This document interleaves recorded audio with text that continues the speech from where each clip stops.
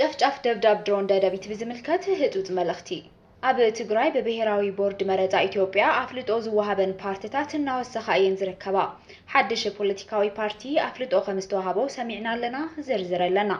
ቀንዲ መተሓላለፊት መስመር ዘይሕጋዊ ስደት ናብ ሃገራት ዓረብ ዝኾነት ክልል ዓፋር ልዕሊ 8000 ዘይሕጋውያን ስደተኛታት ከም ዝኣሰረት ኣፍሊጣ ኣላ ንኢትዮጵያ ማዕለያ ዘይብለን ድሮናትን ኣጽዋራትን ብምሃብ እትፍለጥ ሕቡራት ኢምረት ዓረብ ምስ ኢትዮጵያ ሓድሽ ኩለ መዳያዊ ስምምዕ ከቲማ ብዛዕባ እዚኦምን ካልኦትን ክንነግረኩም ኢና ክቡራትን ፍትዋትን ተኸታተልቲ ዜናታት መቃልሕ ቲቪ ነዚ ሰዓት ዝበልናዮም ዜናታት ኢና ብቐንዲ ነጥብታት ጀሚርናዮ ዘለና ናብ ዝርዝሩ ክነስግረኩም ክሳብ መወዳእታ ተኸታተሉና ሰናይ ጻንሒት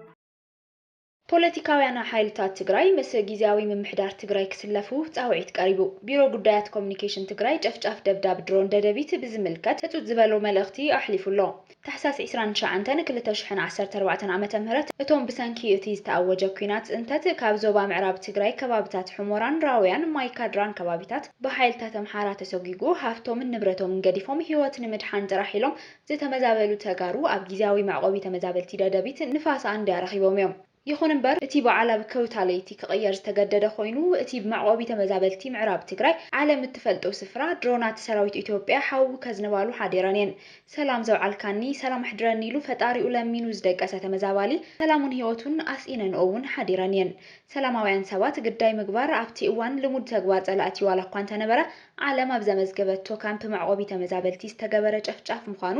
እቲ ኣብ ንጹሃት ዝግበር ግፍዒ ደይመደ ኢልካ ዝግበር ዘሎ ምዃኑ ንዓለም ዘቃልዕ እዩ ነይሩ እቲ መጥቃዕቲ ኣብ ዕለተ ልደት ዝተፈጸመ ምዃኑ ድማ ጭካነ ፈጸምቱ ዝኸፍአ ከም ዝኾነ ዘመላኸተ ኮይኑ ኣብ ጸሊም መዝገብ ታሪኽ ተኸቲቡ ንዘለዓለም ንወለዶታት እናዘከረ ዝነብር ጸሊም ታሪኽ ዝዕለት ኮይኑሎ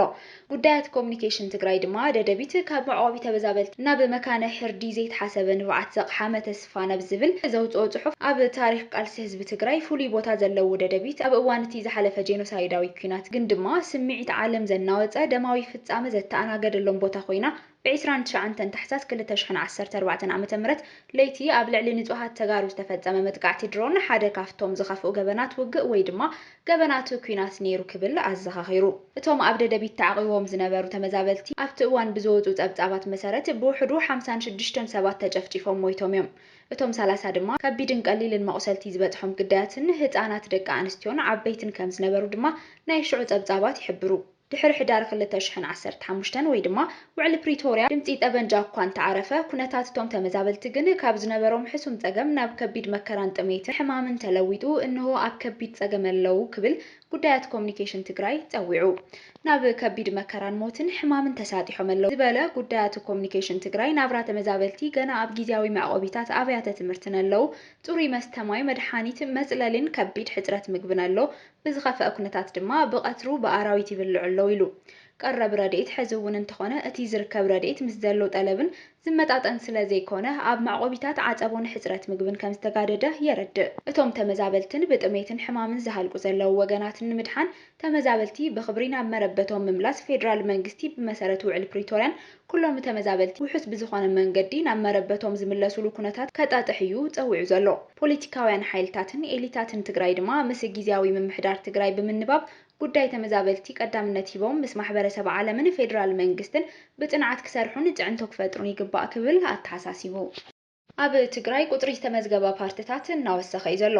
ሕዚ ድማ ኣብ ትግራይ ዝንቀሳቐስ ሓድሽ ፖለቲካዊ ውዳበ ካብ ሃገራዊ መረፃ ኢትዮጵያ ኣፍልጦ ተዋሂብዎ ኣሎ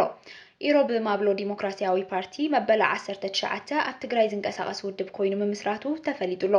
እቲ ፓርቲ ኣብ ዘውፅኦ መግለጺ መስከረም 30 2018 ዓ.ም ካብ ቦርድ መረፃ ምዝገባ ቅድመ ፍልጡ ከም ዝረኸበ እዩ ኢሮብ ማብሮ ዲሞክራሲያዊ ፓርቲ ንመሰል ብሄረሰብ ኢሮብ ቀዳምነት ሂቡ ከም ዝቃለስ እዩ ገሊጹ ዘሎ በዚ ድማ ኣብ ትግራይ እቲ ኣፍልጡ ካብ ቦርድ መረፃ ኢትዮጵያ ዝተሰረዘ ህወሓት ሓዊስካ ዓረና ባይቶና ሳወት ብልጽግና ቀንጪ አዴፓ ቲዴፓ ወለዶ ስምረት ናጽነት ራያ ራዩማ ፎረም ምንቅስቃስ ፓርቲ ኢትዮጵያ ሹምተንቤን ሽረታይ ኢሮብ ማብሎ ሰብዓ እንደርታ ኣክሱማይ ዋዕላ ሓዊስካ 19 ውድባት ፖለቲካ ይንቀሳቐሳ ኣለዋ ትግራይ ማእኸል ገይሮም ካብ ዝንቀሳቐሱ ውድባት ተጠቀስቲ ኮይነን ካብዚኦም ህወሓት አዴፓ ኣክሱማይ ዋዕላ ቦርድ መረፃ ኣፍልጦኦም ከም ዝመንጠለ ዝፍለጥ እዩ ፖሊስ ክልል ዓፋር 8000 ስደተኛታት ከም ዝኣሰረ ኣፍሊጡ። ኮሚሽን ፖሊስ ክልል ዓፋር ኣብ ዝሓለፉ 6 ኣዋርሕ ጥራሕ ብዘይ ሕጋውያን ደላሎ ተታሊሎም ብዝተፈላለዩ መስመራት ስደት ዝጓዓዙ ዝነበሩ ልዕሊ 7900 ዜጋታት ኣብ ቀይዲ ከም ዘእተወ ኣፍሊጡሎ። ብመሰረት ኮሚሽነር ናይቲ ኮሚሽን ቢልኤ ኣሕመድ ኣብ ዝሃቦ መግለጺ ፖሊስ ክልል ብዘይካቲ ስሩዕ ናይ ጸጥታ ስርሑ በዚ ሓይሊ ሰብ ብምምዳብ ናቁጣታት መተሓላለፊ መስመራት ብቐጻሊ ይከታተል ከም ዘሎ እዩ። ብመሰረት መብርህቲ ኮሚሽነር እቶም ዝተኣሰሩ ዜጋታት ብናይ ባዕሉ መጓዓዝያ ወጻኢታት ኮሚሽን ፖሊስ ክልል ዓፋር ብዓጀባ ኣባላቱን ናብ መበቆል ከባቢኦም ከም ዝተመለሱ እዩ። እዞም ዝተመለሱ ሰባት ናብ መበቆላዊ ከባቢኦም ከም ኮምቦልቻ፣ ኣላማጣ፣ መቐለ፣ ከሚሴ፣ ኣዳማ ከም ዝተመለሱ ይገሊጹ። ይኹን እምበር መበገሲ ገበናት ዘይሕጋዊ ምስግጋር ደቂ ሰባት ካብ ክልል ዓፋር ወጻኢ ምዃኑ እዩ እቲ ኮሚሽነር ኣብሪሁ። መብዛሕትኦም ተጓዓዝቲ ካብ ጎረባብቲ ክልላት ማለት እውን ካብ ትግራይ፣ ኣምሓራ፣ ኦሮምያን ከም ዝመጹ ዝገለጸ ኮይኑ እቶም ደላሎ ድማ ኣብዚአን ከባቢታት ስለ ዝንቀሳቐሱ እቲ ገበን ካብ ስሩ ንምውጋድ ኣጸጋሚ ኮይኑሎ ኢሉ። ነዚ ጸገም ንምፍታሕ ኣብ ቀረባ እዋን ምስ ክልል ኣምሓራ ሓበራዊ ስምምዕነት ተፈራሪሞም ናይ ሓባር ስራሕቲ ከም ዝተጀመረ እዩ ኣብሪሁ እቲ ኮሚሽን። ብተወሳኺ እቲ ኮሚሽነር ኣብ ዝተፈላለዩ ማሕበራዊ መራኸቢታት ኣብ ልዕሊ ፖሊስ ክልል ዓፋር ዝቐረቡ ናይ ሓሶት ዝበሎም ክስታት እውን ነጺግዎ። ክልል ዓፋር ይኹን መሓወሩ ኣብዚ ገበናዊ ተግባራት ተሳትፎ ስለ ዘይብሉ ነቲ ክልል ከም መተሓላለፊ መንገዲ ብምጥቃም ምስ ዶብ ዘለዎ ቅርበት ኣብ ግምት ብምእታው ምስሊ ፖሊስ ንምጽላም ዝግበር ጻዕሪ ተቐባልነት የብሉን ኢሉ። ኣብ መወዳእታ ፖሊስ ክልል ዓፋር ካብ ዝኾነ እዋን ንላዕሊ ቁጽሩ እናጠናኸረ ይኸይድ ከም ዘሎ ብምግላጽ ኣሃዱታት ፖሊስ ክልል ዓፋር ተቆጻጸርቲ ናቁጣታት መፈተሽን መላእ ሕብረተሰብ ነዚ ሃገራዊ ጸገም ብሓባር ንምክልኻል ንደላሎን ተሳተፍትን ገበነኛታት ምክትታል ከም ዘድሊ ጸዊዑ። ኣብ ዝሓለፈ ሰሙን ብዘይ ሕጋዊ ደላሎ ተታሊሎም ናብ ወጻኢ ሃገራት ክሳገሩ ዝተኣከቡ ዜጋታት ዝጸዓነት ተጎታቲት መኪና ኣብ ኣደባባይ ከተማ ሰመራ ተገልቢጣ 22 ሰባት ሞይቶም ካልኦት 65 ሰባት ድማ ብከቢድ ይኹን ቀሊል ከም ዝቆሰሉ ዝዝከር እዩ። ንኢትዮጵያ መዕለያ ዘይብለን ድሮናትን ኣጽዋራትን ብምሃብ እትፍለጥ ሕቡራት ኤምረት ዓረብ ምስ ኢትዮጵያ ሓድሽ ኩለመዳያዊ ስምምዕ ከቲማ። ሚኒስትራት ጉዳያት ወጻኢ ክልቲአን ሃገራት ኣብ ዘውጽእዎ ሓበራዊ መግለጺ ንዞባዊ ምርግጋዕ ኣብ ሓደጋ ዘእቱ ብድሆታት ንምፍታሕ ዘለዎም ተወፋይነት ገሊጾም።